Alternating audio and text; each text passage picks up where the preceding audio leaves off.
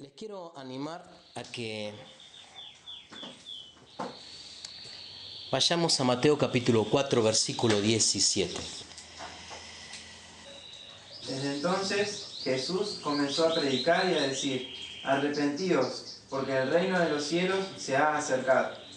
Es interesante que en el primer evangelio, que es el evangelio de Mateo, las primeras palabras que podemos escuchar registradas de Jesús son estas.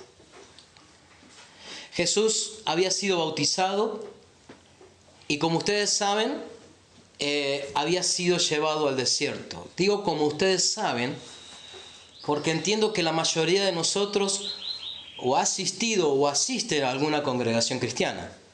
¿Es así? A ver, levanten la mano quienes están asistiendo o asistieron en alguna oportunidad a una congregación. O sea, todos estamos sabiendo lo que hablamos, ¿verdad?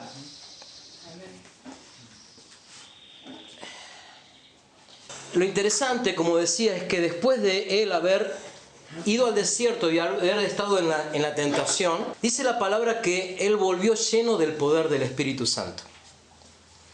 Y al escuchar que Juan el Bautista había sido encarcelado, él comenzó a decir esto. Por eso comienza este versículo diciendo: desde entonces Jesús comenzó a predicar, a enseñar, a anunciar esto, muy breve, muy conciso, sin muchas vueltas. Arrepiéntanse, porque el reino de los cielos se ha acercado. ¿Lo podemos decir juntos? Arrepiéntanse, porque el reino de los cielos se ha acercado. Qué interesante es todo esto, porque Jesús estaba diciendo de que el reino de los cielos estaba ahí, estaba cerca, no era algo lejano, no era algo para un futuro, era para ahora, era una realidad actual. El reino de los cielos se ha acercado. ¿Cuántos están conmigo? ¿Me están entendiendo? Bien. Lo otro interesante que podemos ver es que Jesús comienza a predicar a un grupo de gente. ¿Que quiénes eran? Gente que conoce la palabra. ¿Quiénes eran? ¿A quién él predicaba en ese momento? A los judíos. A los judíos. Él no le estaba predicando ni a los romanos, él no le estaba predicando ni a los griegos, ni a ninguna otra nación ajena a los pactos, a la promesa, a la ley. Él estaba hablando al pueblo de Dios. ¿Me entienden? Y a ese pueblo de Dios no eran gente que no conocía a Dios, no era gente que no sabía de las historias de Dios. Uno puede cruzarse hoy en día con cualquier judío o israelita y tiene muy, muy cercano cada uno de los pasos que se enseñan en la Torá, en lo que nosotros conocemos como el Pentateuco, y cómo fueron liberados por mano del Señor a través de Moisés y el mar y las leyes y todo lo que vos y yo conocemos. Ahora, eso lo tiene muy presente porque es su identidad. Como si yo te preguntara: ¿quién creó la bandera? Y vos enseguida vas a decir Belgrano. ¿Por qué? Porque es algo que lo tenés estudiado y aprendido. Es parte de lo que has recibido desde chico, ¿verdad? El pueblo judío a quien él predicaba, al que él comenzó a decirle esto, era gente que estaba conociendo los pactos, las promesas, las profecías, la ley. Sabía del mover sobrenatural de Dios. Tenían registro de las veces que Dios les había hablado, de las veces que el Señor les había disciplinado, de las veces que el Señor les había liberado. Y me llama muchísimo la atención, y te quiero animar a que vengas conmigo a este punto, a que esas palabras que Jesús está hablando, le está hablando a ese pueblo. Y comienza diciendo: arrepiéntanse. Arrepiéntanse. Déjenme decirles que yo entiendo y creo profundamente, estoy muy seguro, sé que Jesús en este momento le está diciendo a su pueblo las mismas palabras: arrepiéntanse, porque el reino de Dios se ha acercado. El reino de los cielos está aquí. Ahora, ¿qué es arrepentirse? Muchas veces nosotros hemos tenido la tendencia o hemos sido llevados a pensar de que el arrepentimiento es un pedir perdón. Quizás con un llanto, quizás con mucho dolor en el corazón decimos perdón, perdón y nos arrepentimos. Y pensamos que eso es arrepentimiento. Puede ser que sea parte, pero no es el todo. Muchos de nosotros también hemos aprendido realmente lo que es arrepentimiento. La palabra arrepentimiento habla de estar caminando en una dirección y de repente girar 180 grados hacia la otra dirección. Es decir, un cambio total de visión, un cambio total de mentalidad. El Señor te dice hoy, arrepentite, porque el reino del Señor está acá.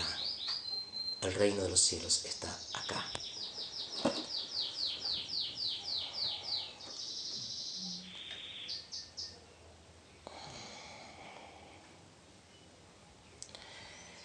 Es interesante también ver de que el Señor estaba declarando una realidad que ellos no podían ver.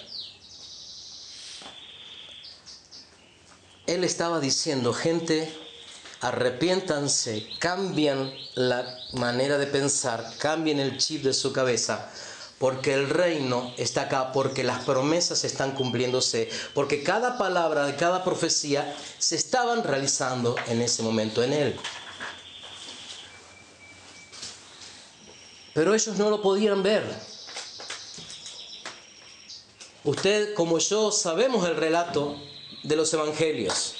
Y cuántas veces Él se presentaba en el templo o en algún lugar a predicar y venían los fariseos, los estudiosos de la religión, los que conocían la ley y discutían con Él y lo increpaban y hasta muchas veces venían con preguntas para ver si encontraban la manera de capturarlo, de ponerlo a prueba. Usted y yo lo hemos leído varias veces. Es necesario que nos arrepintamos para poder verle. Permitime la osadía, pero lo voy a hablar en primera persona. Es necesario que te arrepientas si quieres verle. Y te estoy hablando a vos, pueblo. No estoy hablando al incrédulo. No le estoy hablando a la gente que no sabe ni tiene noticias. Te estoy hablando a vos, que algún día, en algún momento, la luz del Evangelio te alumbró. Recibiste promesas, recibiste palabras. Pero aún el Señor te está diciendo, arrepentite, porque necesitas ver el reino de los cielos acá. San Juan, capítulo 5, versículo 39 y 40. Qué interesante lo que dice acá. Cuando yo leí esto, les puedo asegurar que me sacudió más de una estructura. Ustedes examinan las Escrituras porque piensan tener en ellas vida eterna. Y son ellas las que dan testimonio de mí. Pero ustedes no quieren venir a mí para que tengan vida. Gente evangélica, nos hemos aferrado demasiado a las Escrituras. Nos hemos aferrado demasiado aún a las Escrituras. Y dejamos de ver de quién las Escrituras hablan.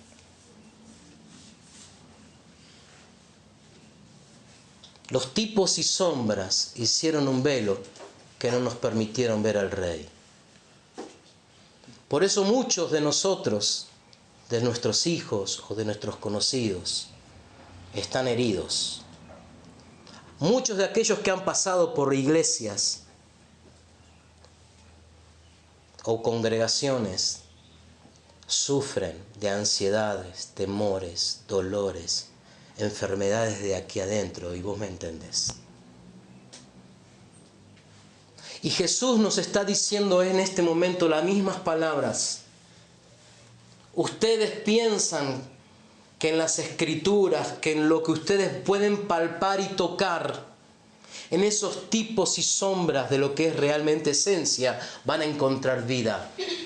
Pero todo eso habla de una sola cosa, dice él, de mí. Y no quieren venir a mí. para que tengan vida, para que tengan sanidad. Una vez alguien me preguntó, ¿pero es posible que un hijo de Dios tenga problemas demoníacos? Qué pregunta, ¿no? Yo lo respondería de esta forma. ¿Es el plan original del Padre que sus hijos tengan problemas con el demonio? Algo se cortó en el camino y seguro no fue por culpa de él. Algo ocurrió que, como el pueblo de Israel, nosotros nos quedamos aferrados a muchas formas y estructuras que no nos permiten ver al Rey. Y hoy, por gracia y misericordia del Señor, por el amor con que el Padre nos ama, Él vuelve a levantar su voz y le dice a su iglesia: arrepiéntanse, gente, porque el Rey está acá. Y el Rey es el único que puede cambiar tu realidad y todo lo que te rodea.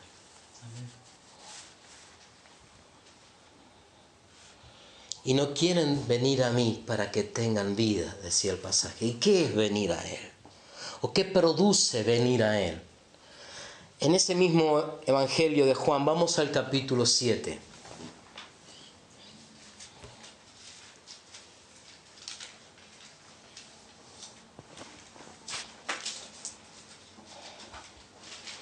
Versículo 37 y 38.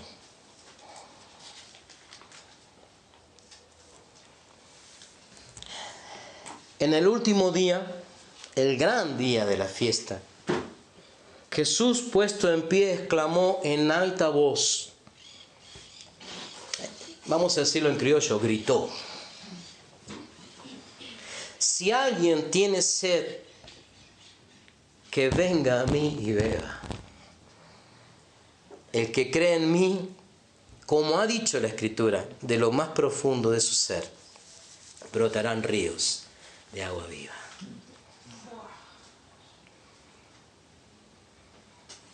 Si alguna vez te acercaste, pero te quedaste simplemente en lo que es la religión evangélica, el Señor te dice hoy: vení a mí, que yo voy a saciar tu sed. Y de tu interior correrán ríos, ríos, ríos. No un rito, no un hilito de agua, ríos de agua viva. Y más adelante dice que Él estaba hablando del Espíritu que iban a tener aquellos que creían en Él. Porque ¿qué es creer en Él también? Levantar la mano, pasar al frente, hacer una oración, sentirme conmocionado en un momento muy emotivo. ¿Qué es creer en Él? Jesús te dice: vení a mí. Te sigue diciendo: vení a mí. Ahora, yo no te conozco, yo no sé lo que hay en tu corazón, como vos no sabés lo que hay en el mío. Pero sé honesto, honesta con vos mismo. Y fíjate, ¿hay sed en ti? ¿Necesitas ser saciado? ¿Cómo estás? La invitación sigue en pie. Venid a mí, dice Jesús. Yo te voy a saciar. Sigamos. En ese mismo Evangelio, hace un capítulo para atrás, el capítulo 6, en el versículo 35.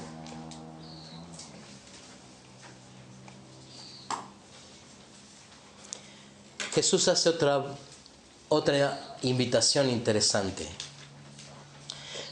Jesús les dijo: yo soy el pan de vida. El que viene a mí no tendrá hambre. El que cree en mí nunca tendrá sed. Hoy el Señor está haciendo algo precioso y con Silvina nos sentimos muy privilegiados al ver cómo Él está tocando jóvenes de 16, 17, 20, 23 años y los está despertando a conocer estas realidades que siempre estuvieron presentes en todos nuestros ojos. Pero había un velo que no nos dejaba ver esto. Y hacíamos canciones y escuchábamos predicaciones. Y cuántas veces hasta lloramos delante de un altar. Pero hoy el Señor está despertando. No te quedes afuera. Hoy es el momento de tu oportunidad. Porque Él te está diciendo, vení, yo te doy de beber, yo te doy de comer. No vas a tener hambre, no vas a tener sed. Jamás.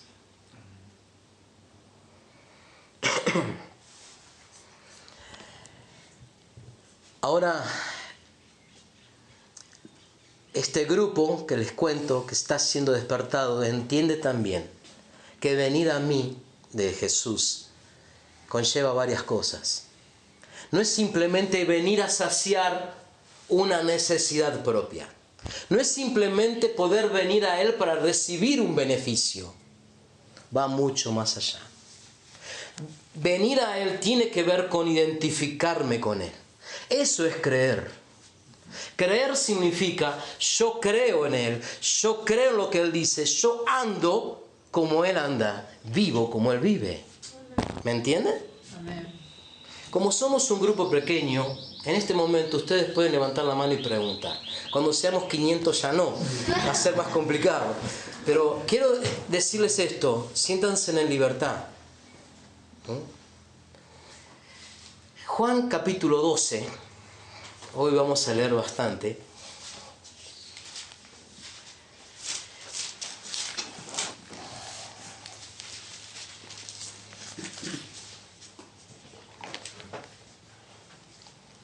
Sucede algo interesante, algo que Jesús dice, versículo 23 del 12, de Juan 12, 23. Jesús les respondió, ha llegado la hora para que el Hijo del Hombre sea glorificado. En verdad les digo que si el grano de trigo no cae en tierra y muere, queda solo. Pero si muere, produce mucho fruto. El que ama su vida, la pierde. El que aborrece su vida o no valora su vida en este mundo, la conservará para vida eterna. Si alguien me sirve, que me siga. Y donde yo estoy, allí también estará mi servidor. Si alguien me sirve, el Padre lo honrará. Amén. Es interesante que en este episodio, ustedes lo pueden leer en su casa, es cuando Jesús comienza a transitar el último tiempo donde ya va para la cruz. Ya en varias oportunidades los judíos, dice la palabra, estaban planeando de alguna forma matar a Jesús. Después cuando Jesús resucita a Lázaro, y esto trae una conmoción en toda Judea, y muchos iban a ver a Lázaro para ver al resucitado y creían en Jesús a través de Lázaro. Los judíos también empezaron a pensar, a ver, bueno, ¿cómo matamos a Lázaro? Pero dice que en muchas oportunidades quisieron agarrarlo, quisieron apedrearlo, quisieron tomarlo, y dice muy claramente la Escritura, pero todavía no era su hora. Todavía no lo podían tocar porque todavía no era su hora. Pero acá ocurre algo interesante, no vamos a meternos en el hecho en sí de lo que ocurrió, pero sí Jesús dice esto, es el momento en que el Hijo del Hombre sea glorificado. Y comienza a relatar su muerte, comienza a hablar de un grano que cae en tierra y muere, para no quedar solo, porque si no muere queda solo. Comienza a decirle a los discípulos, aquel que se aferra a su vida la va a perder, pero aquel que entrega su vida la va a conservar.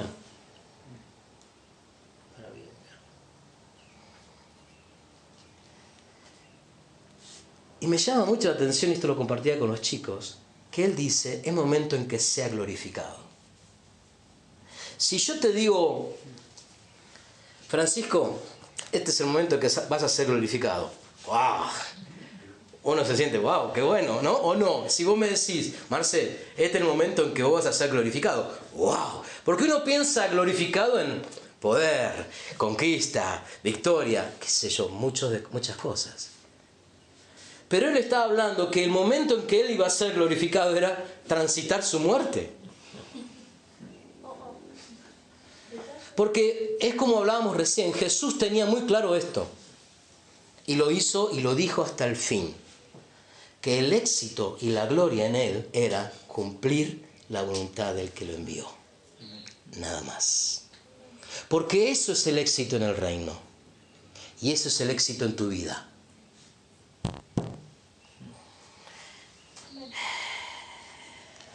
Existe alguien muy interesado aunque vos no entiendas esto. Existe alguien que está llenando y ha llenado nuestras cabezas de mentiras sobre esto. Que te ha dicho que cuanto más te mires vos y cuanto más busques tus propios intereses te va a ir mejor. Porque ¿quién te va a cuidar más que vos mismo? Existe alguien que tiene temor que esto se realice en tu vida. Existe alguien que tiembla en que vos te transformes en un obediente como Jesús. Por eso busca engañarte. Y te dice que mires hacia vos, que te mires hacia vos. Y que en eso vas a encontrar la salida. Mientras que para Cristo la gloria era obedecer a aquel que lo había enviado, cueste lo que cueste. Hay un pasaje, no lo vamos a buscar, pero si querés podés anotarlo o guardártelo, que es Hebreos capítulo 5. Un pasaje muy interesante, gente. Hebreos capítulo 5, léanlo en la semana. Versículo, si no me equivoco, 8 y 9. Dice que habla de Jesús. Que él siendo hijo aprendió a obedecer. Lo hablábamos un poco el domingo pasado. Aprendió obediencia por lo que padeció. Aprendió obediencia por lo que padeció. Y a vos y a mí no nos gusta padecer. A vos y a mí no nos gusta sufrir. Pero acá dice, en Hebreos, que él aprendió obediencia por lo que padeció. Y ese padecimiento produjo en él un carácter perfecto. Llegó a ser perfecto. Y te explico que eso significa madurez. Y después dice, y llegó a ser autor de eterna salvación para los que creen. ¿Puedes buscarlo vos el pasaje, por favor, rapidito? Hebreos capítulo 5, versículos 8 y 9. Vamos a leerlo, vamos a detenernos ahí. Es interesante, porque estamos hablando de la obediencia de Cristo. Cristo, venir a Él, creer en Él, recibir de Él todo lo que Él es para saciar nuestra vida, no tiene que ver con nosotros sentirnos bien. No tiene que ver con que nosotros somos el fin de la cuestión. Tiene que ver con que Él reciba gloria. Y eso es obedecerle. ¿Tenés? Sí. Y aunque era hijo, aprendió obediencia por lo que padeció. Y habiendo sido hecho perfecto, vino a ser fuente de eterna salvación para todos los que le obedecen. ¿Es fuente de eterna salvación para quién, Francisco? Para todos los que le obedecen. Disculpame, no lo escuché bien. ¿Para quién, Francisco? Para todos los que le obedecen. ¿Cómo? ¿No era que era simplemente hacer una oración y ya era salvo? Arrepentidos. Acá dice que es fuente de salvación. ¿Para quiénes? Para los que le obedecen. Bendita generación que entienda esto. Que lo más importante que puede suceder en tu vida y en la mía es obedecer al Padre. Jesús en muchas ocasiones, y seguramente lo habrás leído un montón de veces, dijo esto: yo no hago nada por mi propia iniciativa. Todo lo que escucho decir al Padre, eso es lo que hablo. Y todo lo que veo hacer al Padre, eso es lo que hago. Jesús siempre y en reiteradas oportunidades trataba de dejar bien en claro que Él no venía para hacer su voluntad, sino la voluntad del que me envió, decía Él. Juan capítulo 6 dice esto: porque no he descendido del cielo para hacer mi propia voluntad, sino la voluntad del que me envió.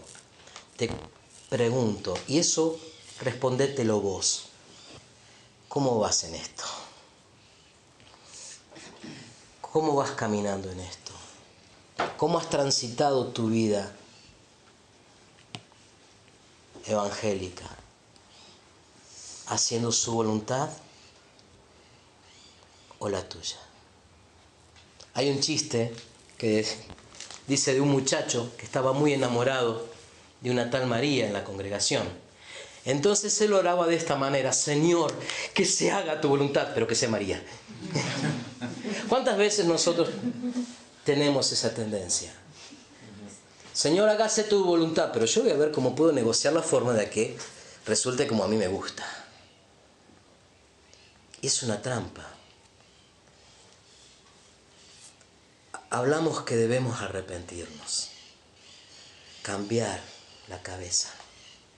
Hay cosas que se nos han dicho y hay cosas que se nos han enseñado que no eran tan así.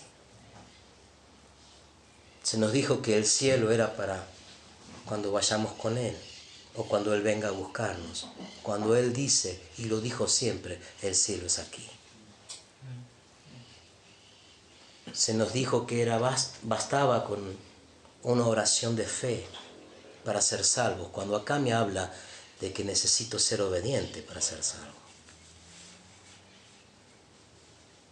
¿Cuántas cosas el espíritu religioso puso velo en nuestras vidas? Por eso vivimos insatisfechos, por eso vivimos con heridas, por eso muchas veces seguimos con hambre y con sed.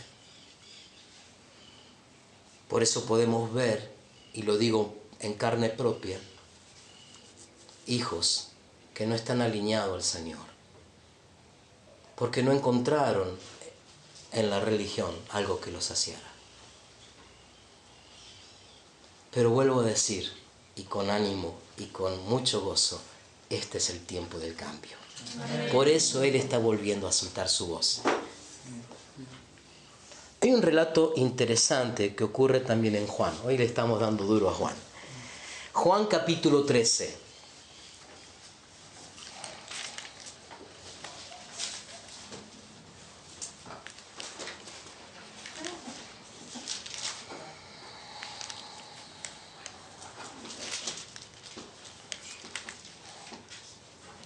Juan capítulo 13. Vamos a comenzar a leer del versículo 1. Muy interesante este pasaje. Te pido que por favor prestes atención. Antes de la fiesta de la Pascua, sabiendo Jesús que su hora había llegado para pasar de este mundo al Padre, habiendo amado a los suyos que estaban en el mundo, los amó hasta el fin. Y durante la cena, como ya el diablo había puesto en el corazón de Judas Iscariote, hijo de Simón, que lo entregara, Jesús, sabiendo que el Padre había puesto todas las cosas en sus manos, y que de Dios había salido y a Dios volvía, se levantó de la cena, se quitó el manto, y tomando una toalla, se la ciñó. Luego echó agua en una vasija, y comenzó a lavar los pies de los discípulos y a secárselos con la toalla que tenía ceñida. Qué interesante pasaje. Quizás muchas veces lo hemos leído y hasta hemos quizás escuchado prédicas o canciones, pero te animo a que podamos meternos aquí y que el Espíritu comience a correr ciertos velitos y podamos ver qué es lo que estaba sucediendo acá. Jesús ya sabía que la hora había llegado. Ya entendía de que el camino a la cruz estaba siendo desarrollado. Judas ya había salido y había comenzado Satanás en Judas a hacer todo lo necesario para aprenderlo y para después ejecutarlo. Y él estaba con sus discípulos en la mesa. Sabiendo eso, sabiendo que había venido de Dios y a Dios iba, sabiendo de que todas las cosas el Padre se le había puesto en las manos, dice que amó a los que eran suyos y los amó hasta el fin. No veo acá un Jesús preocupado, no veo aquí a un Jesús desesperado, no veo un Jesús huyendo porque me van a agarrar, vamos a disparar porque me corren. Veo un Jesús muy entendiendo lo que iba a hacer, que era la voluntad del Padre, y amando hasta el fin. Entonces, como el amor no es amor si no se expresa en acciones, dice que se levanta de la cena, se ata una toalla y con una vasija con agua comienza a lavar los pies de los discípulos. Ahora yo quiero hacer una escenificación de esto, si me permiten, me vas a tener que ayudar. Esto de lavar los pies es interesante, he escuchado mucho sobre esto, y vos también seguramente. Posiblemente y seguro muy acertado, pero quiero que nos detengamos en esto. Si yo quisiera lavar los pies de Santiago y estoy sentado a la mesa, lo primero que tengo que hacer es salir de mi estado de comodidad, ¿verdad? Me tengo que levantar. Dice que Jesús se levantó de la cena y se empezó a preparar para lavar los pies de los discípulos. ¿Me siguen?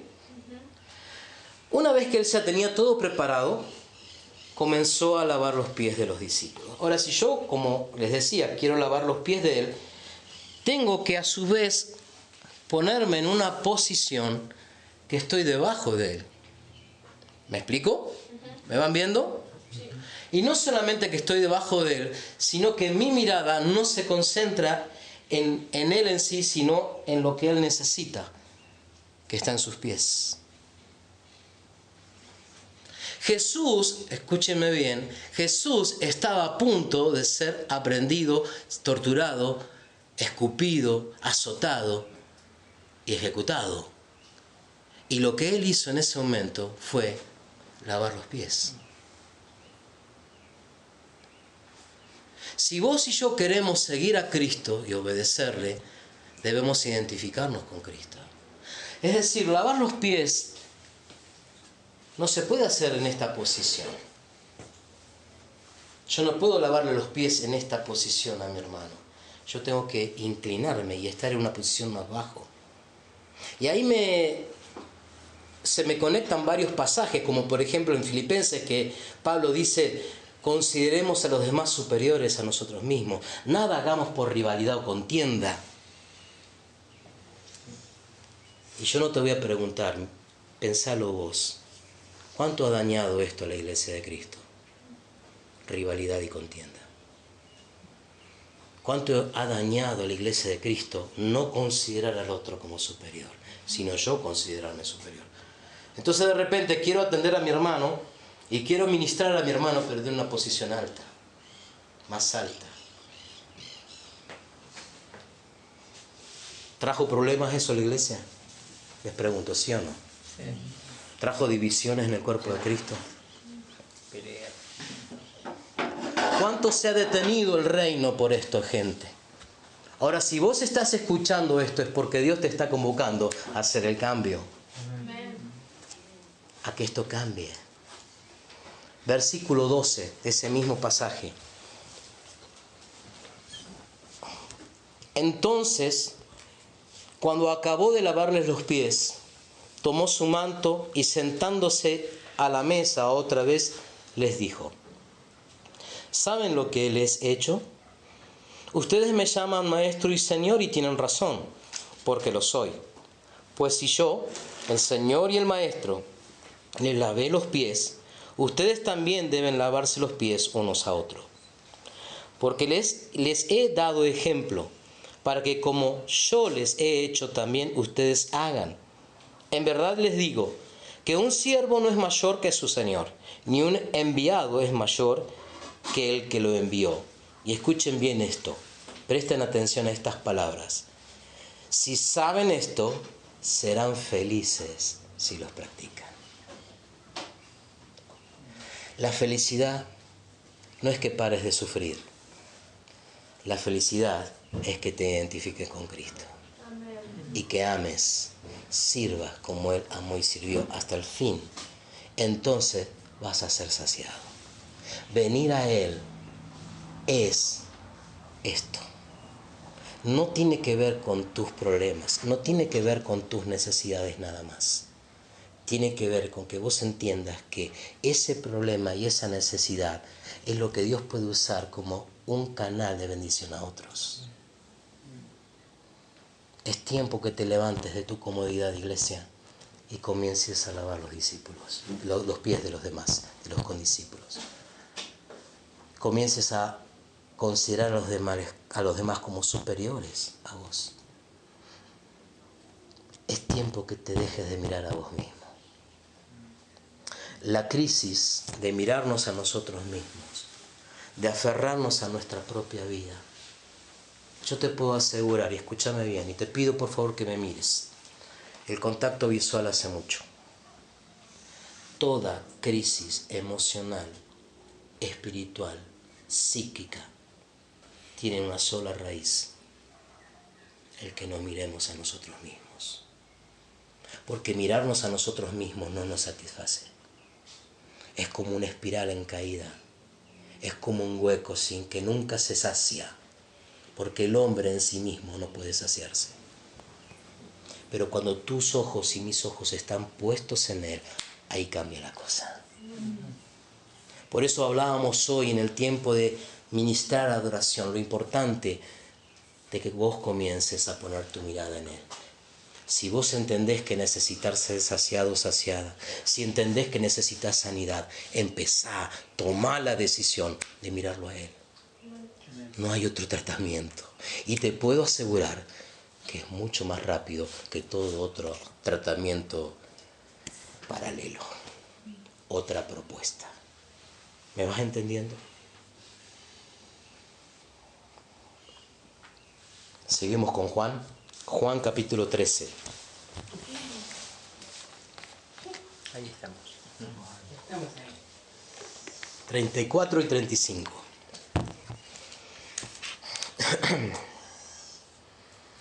Comienza diciendo: un mandamiento nuevo les doy. ¿Lo tienen ahí? Sí. ¿Lo están leyendo conmigo? ¿Están de acuerdo con esto? Dice lo mismo que dice ahí donde vos estás. Un nuevo mandamiento. ¿Por qué nuevo mandamiento? ¿Por qué, gente, nuevo mandamiento? Porque el antiguo pacto, acuérdense que él hablaba a gente de pacto, gente de promesas. El antiguo pacto decía esto: amarás al Señor tu Dios con todo tu ser, con toda tu fuerza, con toda tu mente, y a tu prójimo como a ti mismo. Pero Jesús va más allá y propone algo superador al antiguo pacto. Un nuevo mandamiento te doy: que se amen los unos a los otros como yo los he amado. Vaya diferencia. Así también se amen los unos a los otros. En esto conocerán todos que son mis discípulos, si tienen amor los unos con los otros. Ya no es que ames como te ames a ti mismo, sino que ames como Él ama. Ahora, ¿cómo Él ama? ¿Cómo amas vos, Señor? Vamos al capítulo 15, versículo 10.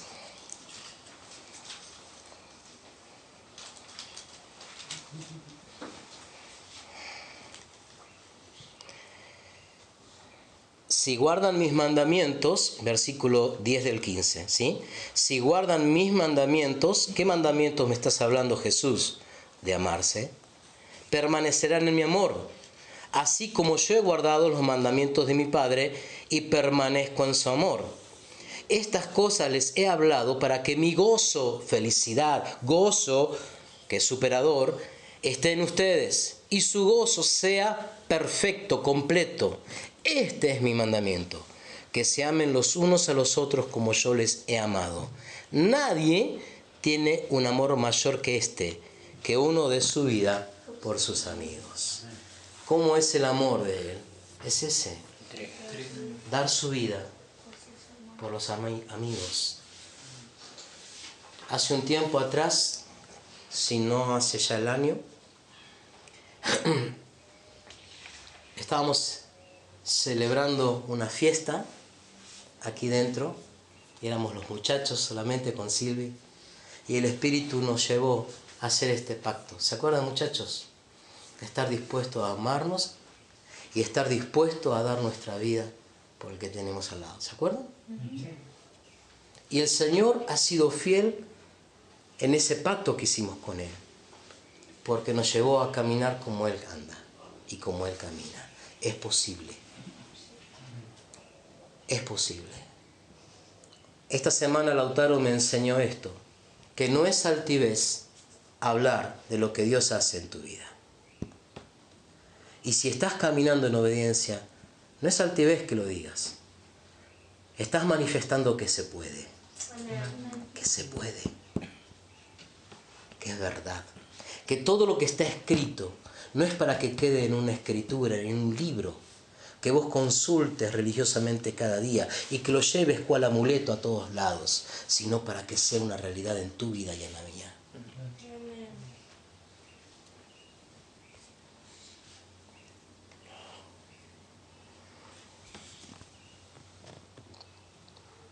El reino de los cielos se acercó.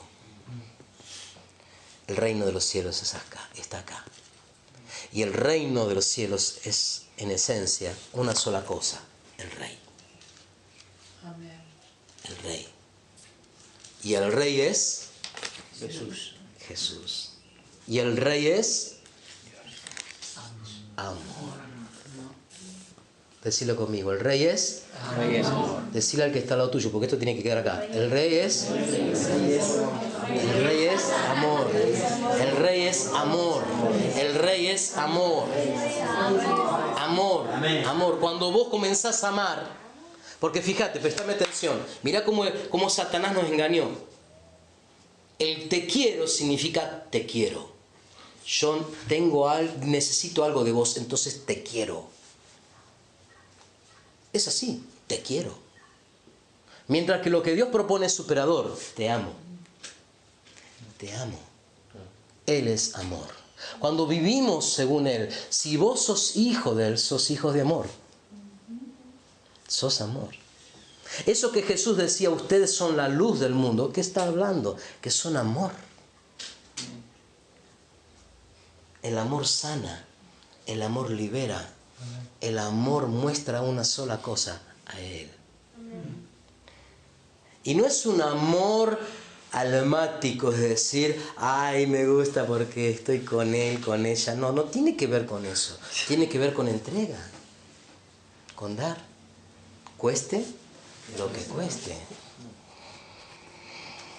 Les leo, no busquen, les leo. Por tanto, ya no nos juzguemos los unos a los otros, sino más bien decidan esto: no poner obstáculo o piedra de tropiezo a tu hermano, porque el reino de los cielos no es las cosas que podamos hacer o no hacer, sino que es justicia, paz y gozo. Y nuestro hermano Pablo decía, inspirado por el Espíritu Santo, porque el reino de Dios no consiste en palabrerías, sino en poder. Si vos querés vivir el reino, solo basta con que vos decidas que cada día sea una realidad en tu vida.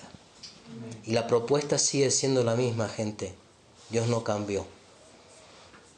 Ya lo has escuchado un montón de veces. El que quiera seguirme, tome su cruz. ¿Cuándo? Cada día. Lo de ayer no me sirve, hoy. ¿Y qué es la cruz, gente? ¿Qué es la cruz? El vecino que no lo puedo aguantar. ¿Qué es la cruz? El jefe que es insoportable. ¿Qué es la cruz? Es la muerte de tu propio yo. Es la muerte de tu propia voluntad. Es dejar de verte a vos mismo para empezar a vivir en obediencia a Él. Y siempre que andes en obediencia a Él, vas a bendecir a los que te rodean. Siempre. ¿Lo recibiste, iglesia? ¿Lo entendiste? Este es el evangelio del reino.